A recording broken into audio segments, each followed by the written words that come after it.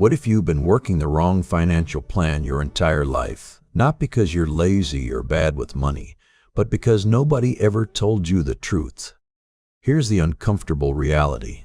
Most people will work somewhere between 80,000 and 90,000 hours over their lifetime and end up with almost nothing to show for it, not because they didn't earn enough, because they never understood where the money was actually going.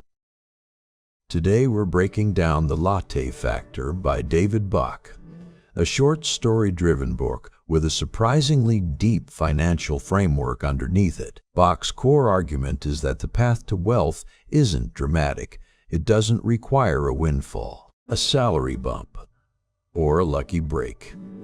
It requires 3 specific habits, and most people are doing none of them. We live in a culture that constantly tells us we need to earn more to get ahead, work harder, get promoted, chase the raise. But if that were true, celebrities wouldn't go broke. Lottery winners wouldn't end up in debt. The problem isn't the amount coming in, it's the system, or the total lack of one. This book gives you the system. Here's what Bach is actually arguing. Financial freedom is not a number. It's not a salary. It's a set of daily habits, automated systems, and personal values all working together. The people who build real wealth are not the highest earners in the room. They're the ones who decided early enough to redirect small daily amounts into investments, remove willpower from the equation, and define what rich actually means to them personally. Income and rescue myths. Before we get to the solution, we need to dismantle 3 myths that are quietly keeping most people financially stuck. Spending rises with income. The first myth is that a bigger paycheck will solve your money problems. It won't. And the data backs this up. Think about every celebrity, athlete, or pop star you've ever read about going broke. They had the income. The problem was the habit. Bach uses a simple image. Your income is the tide, and your spending is the boat. When the tide rises, the boat rises with it. More money, more spending. The problem scales up with you. Myth: need money to start. The second myth is that you need a large sum of money before you can begin investing. This is the "I'll start when I have more" trap, and it's financially lethal because the one thing money needs most is time to compound. No one rescues you. The third myth is the most dangerous. The belief that someone else will handle it.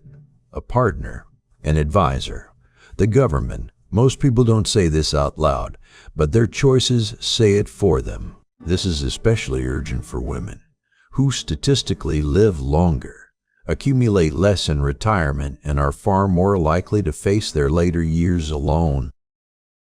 Habits beat paycheck size. Real wealth is not determined by how much you earn. It's determined by what you do with what you earn, consistently, over time. Now that we've cleared the myths, let's look at where the money is actually leaking and what to do about it. The Latte Factor leads to an ownership shift. The Latte Factor is not about coffee.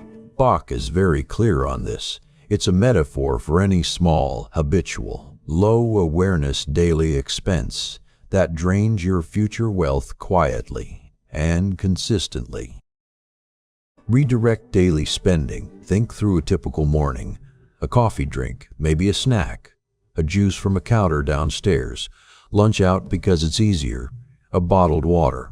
Add those up, and you're looking at the equivalent of roughly 1 full hour of your daily pay, vanishing every single day without a second thought.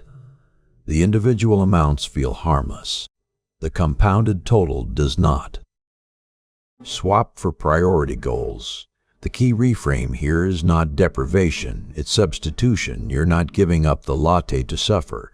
You're trading a low-value daily habit for a high-value life goal. The discipline is not in saying no to coffee. It's in saying yes to something that actually matters to you. Consumer to co-owner.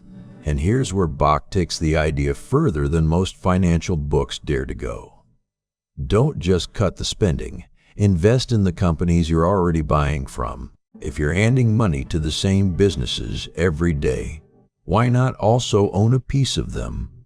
You stop being the person who builds other people's wealth and start becoming someone who owns a slice of the system. Recognizing the leak is step one, but actually redirecting that money requires one foundational rule, and almost nobody follows it. Pay yourself first. Imagine drawing a clock representing your entire workday.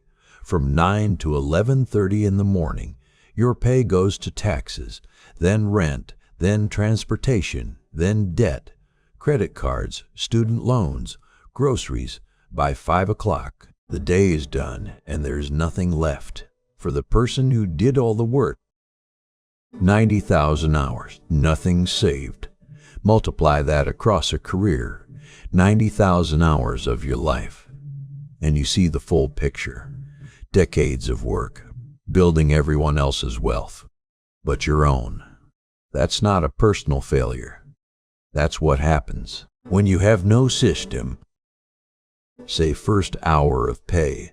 The rule Bach proposes is simple. Before paying the government, the landlord, or anyone else, keep the equivalent of your first hour of daily pay.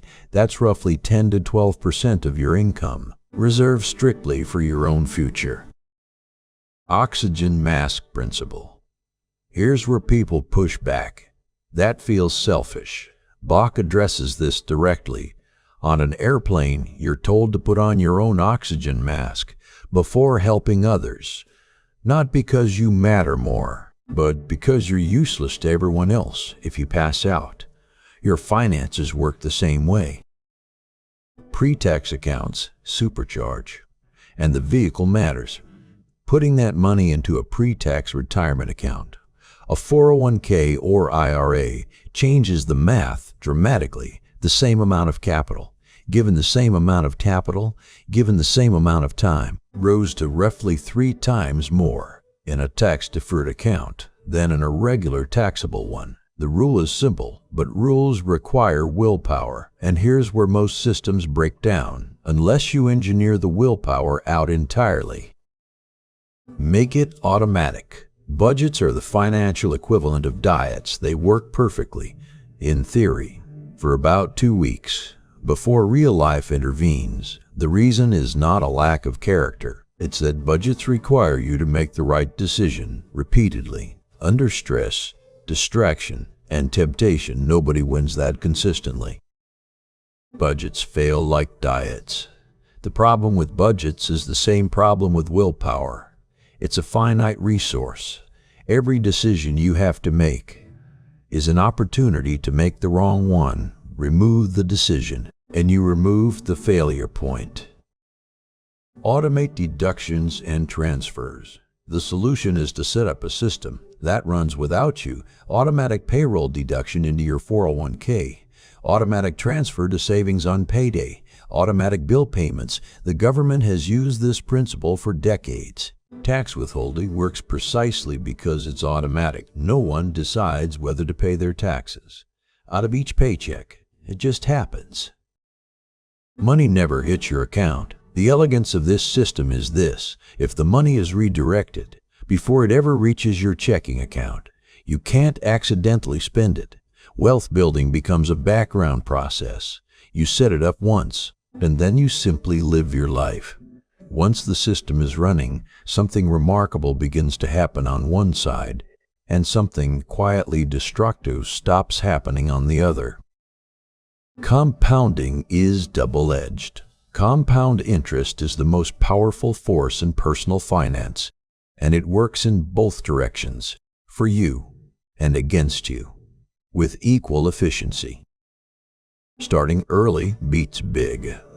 On the positive side, $10 a day, invested at a 10% annual return, becomes approximately $19 million over 40 years. The amount is almost secondary. What matters is time. Starting a decade earlier has more impact than doubling your contribution. Consistency and patience, not size, are the real variables.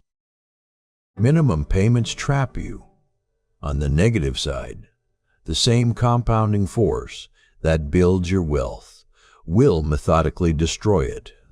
If applied to consumer debt, a $20,000 credit card balance, paid only at the minimum each month, takes over 18 years to clear and costs more than $46,000 in total, more than double the original amount. For most people, this is happening across several cards simultaneously. Eliminating debt is investing. This reframe matters. Paying off high-interest debt is not just damage control. It is one of the highest return investments available to you. Every dollar still sitting in credit card debt is compound interest working in reverse against everything you're trying to build. The math is real, but math alone won't get you out of bed. Here's what actually will. Live rich now. Everything we've covered so far, the myths, the Latte Factor, the 3 secrets, is the how. This final branch is the why, and without a compelling personal why, the how eventually stalls. Fun to core values today. Bach doesn't ask his protagonist to picture retirement. He asks her to close her eyes and remember a moment of flat-out, unbridled joy. For her, it's a childhood boat trip along the coast of Maine, the feeling of freedom, adventure, beauty. His point is that saving is not about a distant number on a spreadsheet. It's about protecting and funding the life you actually want, starting now, not at 65. Automate named dream accounts. The practical tool is what Bach calls a dream account, a separate, named, automated savings account, tied to a specific short-term goal. Not a vague someday fund, a concrete account labeled photography course or trip to Portugal with a fixed monthly deposit and a real timeline, small, specific, and funded automatically. Connect saving to joy. Here's the deepest idea in the book. The 3 secrets are only the mechanism. What makes them sustainable is connecting them to a specific feeling, not a number, not a retirement age, but a moment of genuine joy you're actively working toward. That's what turns a financial system into a life worth living. Here's what to do this week. First, audit 1 day of spending. Map every purchase. Identify what's habitual and low value versus what genuinely matters. Second, set up 1 automatic transfer, even $25 per paycheck, into a retirement or savings account. Start the system. Third, open 1 dream account. Name it something specific. Connect it to a feeling, not just a goal. Fourth, if you're carrying credit card debt, treat paying it off as your highest return investment. Stop making minimum payments wherever possible. The system is simple. The decision to start is the only hard part. You already earn enough to change your financial future. That's what this book is really saying. The Latte Factor isn't about coffee. It's about the 90,000 hours you're trading for a life, and whether those hours are building your future or someone else's. The 3 secrets are simple. The question is whether you'll set them up before another year slips by. Subscribe for more breakdowns like this, and find the book link in the description below.